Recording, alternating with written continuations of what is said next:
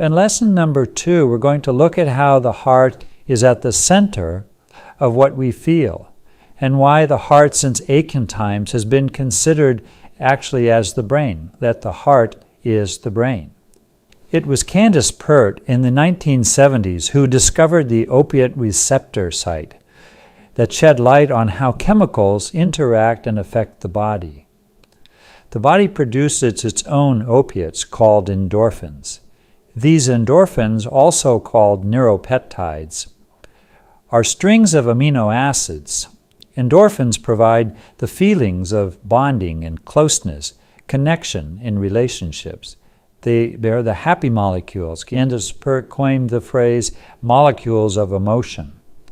And these strings of amino acids are really just molecules that vibrate. And their configuration determines the rate of vibration or frequency. The white blood cells in our body that make up our immune system also contain endorphins or neuropeptides, which is why how we feel can impact our physical health. Candace Pert and her team identified about 280 of these peptides, also called information substances. Our cells are covered with millions of these neuropeptide receptors that vibrate in resonance with approaching or docking information substances. The activation of these receptors, depending on the specific vibration, informs the interior of our cell what it needs to do. And must not forget that our thoughts and our feelings are also vibrations. So what we think and how we feel affects the entire chemistry of our body and how it responds. And this is then highlighted very much in the work of Bruce Lipton.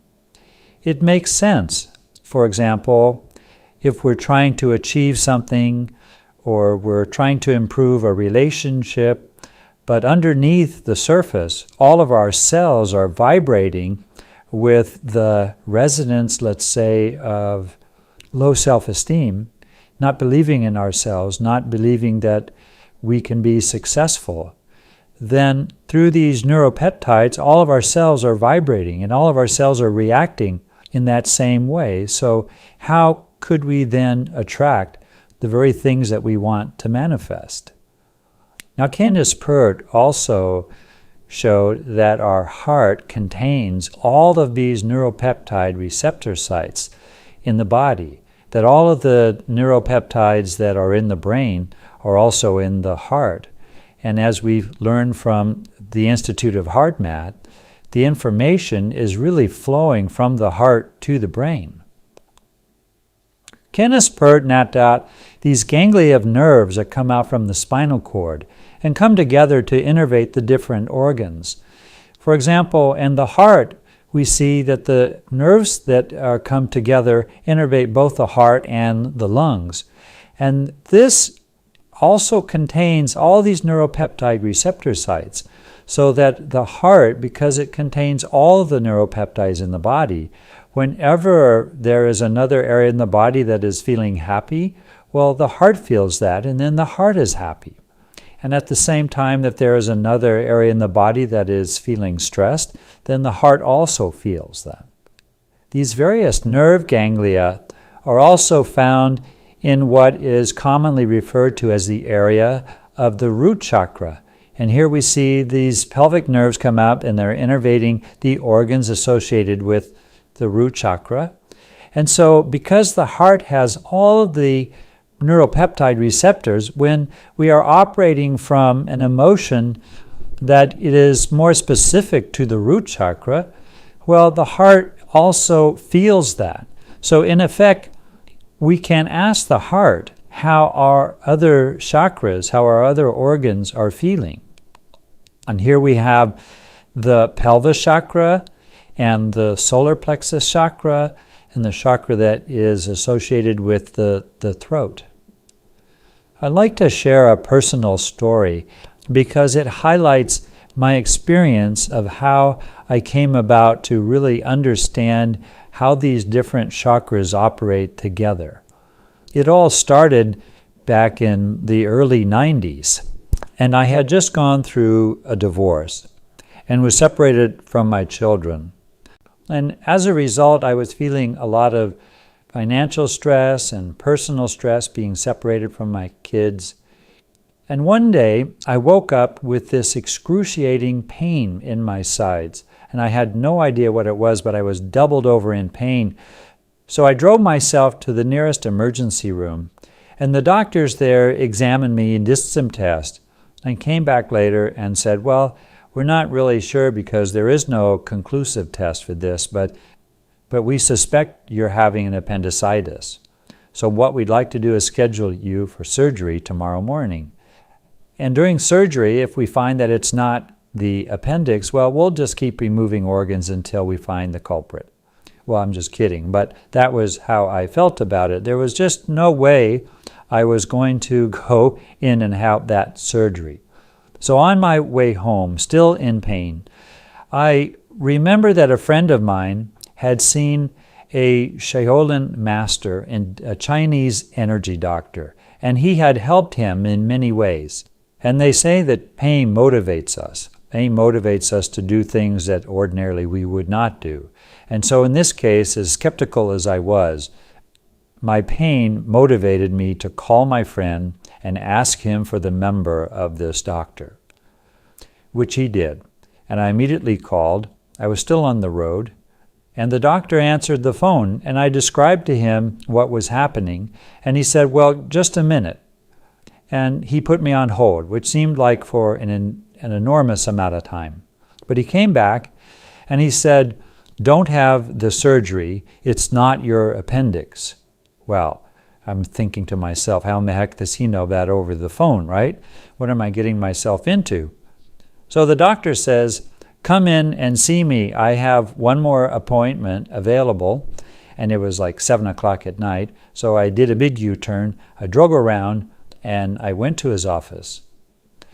Well, at his office, I'm sitting on his, where it looks like a chiropractic table or an examination table, and he runs his hands up and down my back, and he makes these sort of waving motions towards my spine. And then after a few minutes of doing that, he says, well, how's that? And I said, well, how's that? That's like the craziest thing I've ever seen. What do you mean, how's that? He says, no, how is the pain? Well, up until that point, I was doubled over in excruciating pain. I couldn't even sit up straight. So when he asked me how was my pain, I realized I hadn't thought about my pain. And actually, when I touched my side, the pain was almost gone. But being a skeptic that I am, I decided to poke real hard into my side to see if I could make myself hurt. And I said, well, I think there's still a little bit of pain left. So he said, okay, and proceeded to do the procedure once again, and then said, well, how's that? And so this time I poked around, and I could not find or feel any pain at all. When something like that happens to you, it's very hard to explain, but when you have the personal experience, you can't deny it. It's like you've seen it with your own eyes, so you believe it even though you can't explain it. And as he was walking at the door, I ran after him, and I said, what the heck just happened? How did you do that? What did you do? And he said, well, you are stressed about money. And I said, well, yeah, you're right. Like, how did you know? And he said, it's the stress of money is affecting the vibration of your large intestines. And so the other organs in your abdominal cavity are feeling that chaotic energy and are, in effect, it's like the pain of organ rejection. Your other organs are rejecting your large intestines. They're not harmonious. Well, that really didn't explain how he was able to change that, but for the moment I had to accept his answer. Now this was the Shaolin master Tom Yuan, who at that time was not teaching his technique. He did later teach that, and I had the great opportunity of catching up with him and during one of his courses.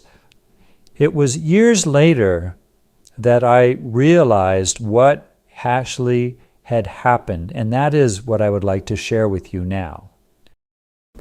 If we go back to this chart, remember I was feeling pain in my appendix, which is connected to the solar plexus chakra.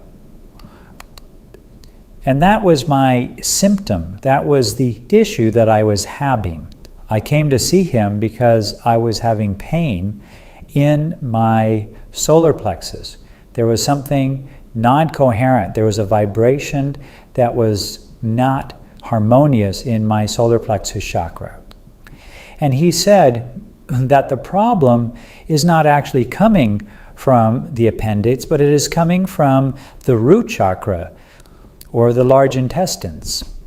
And that I started to see that as being an obstacle. It's the problem. It's the thing that I need to overcome. The way to overcome it was for me to strengthen my belief or my vibration around trust. I needed to trust that everything was going to be okay, that I was going to be taken care of, that I was going to see my children and have a wonderful relationship with them, and that everything was going to be okay.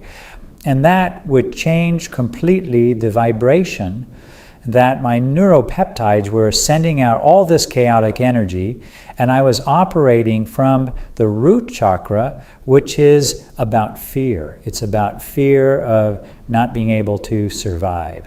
So when we operate from that chaotic energy, we can see how it not only affects our physical health, but it has a very strong connection to our whole body, mind, spirit system.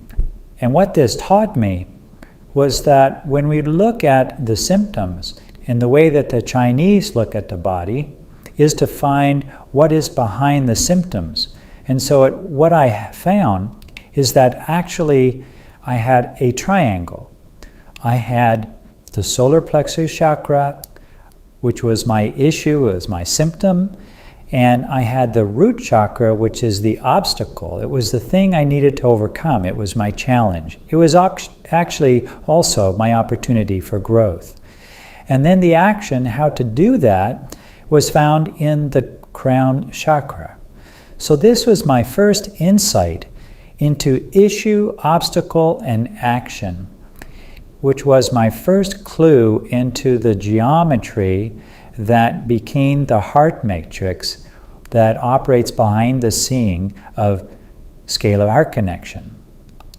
So our heart is at the center of our feelings. The heart knows what our problem is. It knows what our obstacle is. It knows the challenge that we need to overcome. And it also knows the action that we need to take. And it is always an action that we take with compassion, with the eyes of the heart, through heart consciousness. And in lesson 3, we will look at all of these vibrations that are happening below the surface. These are the 280 vibrations or molecules of emotion that are coming from subconscious belief systems. And we don't know where these belief systems are coming from. So we will take a look at how to access these, what I call these multiple personalities.